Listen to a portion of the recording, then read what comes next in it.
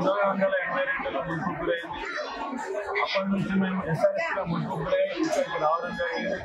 ఇక్కడ వచ్చిన తర్వాత మా గ్రామంలో ఒక్కొక్క గణపతి పెట్టాలని గత 45 సంవత్సరాల నుంచి ఒక గణపతి ఇక్కడ పెట్టుకోవడం జరుగుతుంది. అదే అందులో భాగంగా ఒక 20 సంవత్సరాల వరకు పనిచే వాళ్ళు ఉండడంతో మేము పోయిన సంవత్సరం ఒక నిర్ణయం తీసుకున్నాం. ఆ 20 మంది డబ్బులు ఇల్లు వేస్ట్ చేసి ఆ ట్రాన్స్ఫర్ ఆఫ్ ప్యారిస్ ఎందుకు వాడాలనుకోండి మేము ఏమనుకున్నామంటే నిర్ణయించుకున్నాం గ్రామస్తులం అందరం మనం అన్ని చేసే బదులు ఒక తరగతి నాయకులు మీరు చెప్పుకుంటే బాగుంటుంది. అందులో భాగంగా 20 మంది 20 సంవత్సరాల పూర్త 20,000 జమ చేసుకొని ఈ గణపతిని చేసుకున్నాం జరిగింది. పోయిన సంవత్సరం ఈ గణపతిని ఇక్కడ ప్రతిష్టాపన చేసుకున్నాము. అందులో భాగంగా ఒక 30 సంవత్సరాల నుంచి సంతానం లేని వాళ్ళు అట్లా ఒక 8 నుంచి 10 మందికి సంతానం కావడంతో ఈ సంవత్సరం మాకు భక్తులు అనేది పోయిన సంవత్సరం ఇప్పటికీ రెట్టిపోయారు. ఎందుకంటే ఆ పోయిన సంవత్సరం వాళ్ళకు సంతానం అవడం వల్ల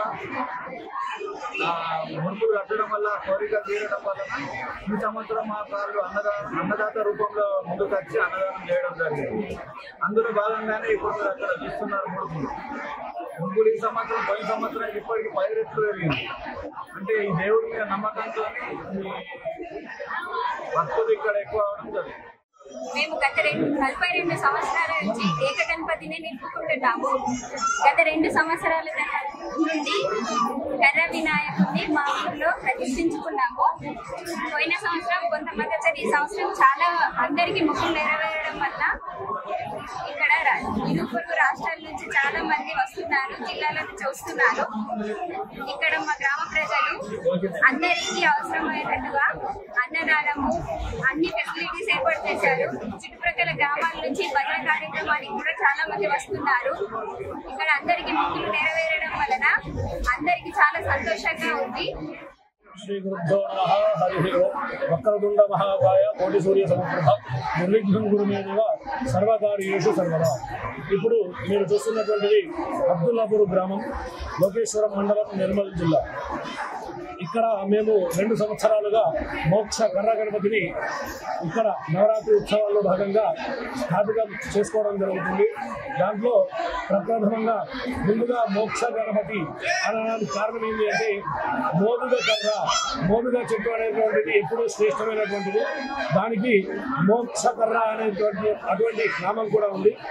దాని కొరకు మోక్ష కర్ర అని చెప్పేసి మోక్ష కర్ర గణపతిని ఈ గణపతిని మేము 2 సంవత్సరాలుగా ఆంధ్రాలో చేయించుకొని ఇక్కడికి వచ్చి ఇక్కడ పూజలు చేసుకుంటున్నాము.